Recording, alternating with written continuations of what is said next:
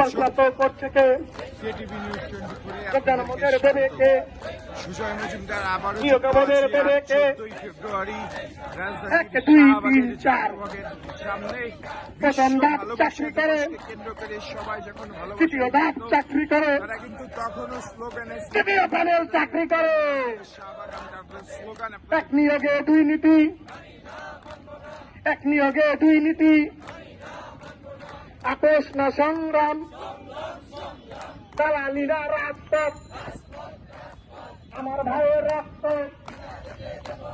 আমার বোনের রক্ত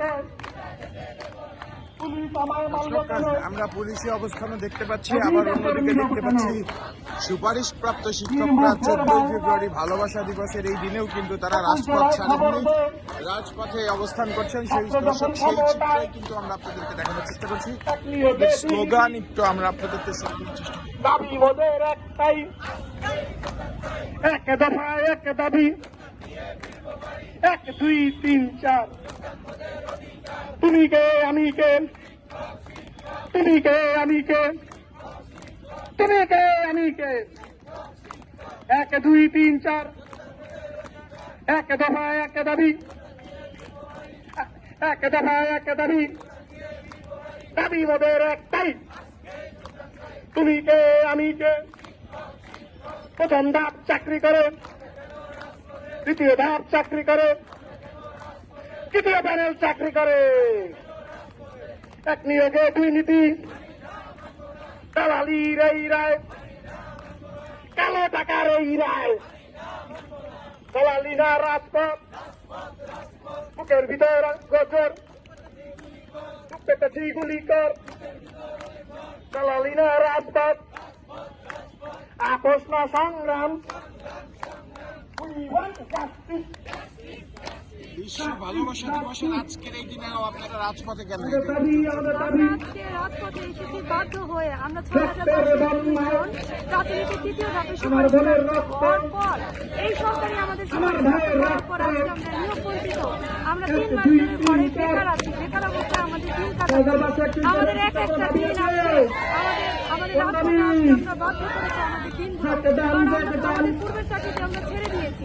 আমরা আগে সবাই কোনো না কোনো চাকরিতে কর্মরত ছিলাম, সেই চাকরি ছেড়ে আজকে আমরা রাজপথে এসেছি। কেন এসেছি? এই সরকার আমাদের সুপারিশ প্রাপ্ত করেছিল, আমাদের হাইকোর্টের একটি রায় আমাদের 6,561 পরিবারকে ধ্বংস করে দেওয়ার পথে আজকে আমরা নিয়োগ বঞ্চিত হয়েছি। কেন? এই সরকার তো বৈষম্যহীন সরকার গড়ে তুলবেন, বৈষম্যহীন একটি রাষ্ট্র গড়ে তুলবেন বলে ওয়াদা করেছেন। তাহলে আজকে আমরা বৈষম্য কেন হচ্ছি? আমরা তো এই বিশ্ব ভালোবাসা দিবসে রাজপথে থাকার কথা না, আমরা আমাদের মা বাবার সাথে থাকার কথা, আমরা আমাদের পরিবারের সাথে থাকার কথা।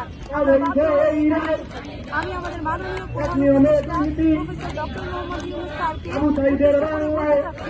আমরা তিনি তো নারী অধিকার প্রতিষ্ঠার জন্য সারা বিশ্বে অনেক কাজ করেছেন, বিশ্বের বাহিরে তাকে নিয়ে বই লেখা হয়েছে। আমরা আশা করছি তিনি আমাদের পাশে এসে দাঁড়াবেন এবং আমাদের যে নিয়োগ বঞ্চিত আমরা হয়েছি আমাদের যোগদান দিয়ে আমাদের বাসায় ফিরে যেতে তিনি আমাদের পাশে এসে দাঁড়াবেন এবং আমাদের প্রতি সহায়তা করবেন। তিনি আমাদের যোগদানের ব্যবস্থাটা করে দিবেন এবং হাইকোর্ট থেকে গত 6 ফেব্রুয়ারি যে প্রহসনমূলক রায় দেওয়া হয়েছে, এই রায়টি আসলে সরকারের বিরুদ্ধে দেওয়া হয়েছে। আমি মনে করি এই প্রহসনমূলক রায়টি দিয়ে সরকারকে বিতর্কিত করা হচ্ছে, এই রাষ্ট্রকে বিতর্কিত করা হয়েছে।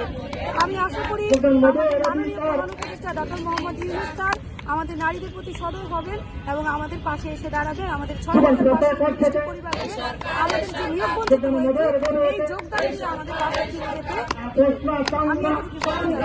আমি আরেকটি আমরা মেয়েরা আজকে কেন রাজপথে মার খাচ্ছি?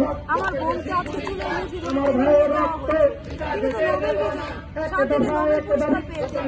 আমি আশা করি এই রাষ্ট্রের কাছে আমরা সুবিচার পাই। তিনি যদি আমাদের আজকে আমাদের যোগদান করিয়ে দেন, আমাদের প্রতি সুবিচার করেন, তাহলে দ্বিতীয় সরকারটা সুবিচারের এক অনন্য দৃষ্টান্ত হয়ে থাকবে। ধন্যবাদ।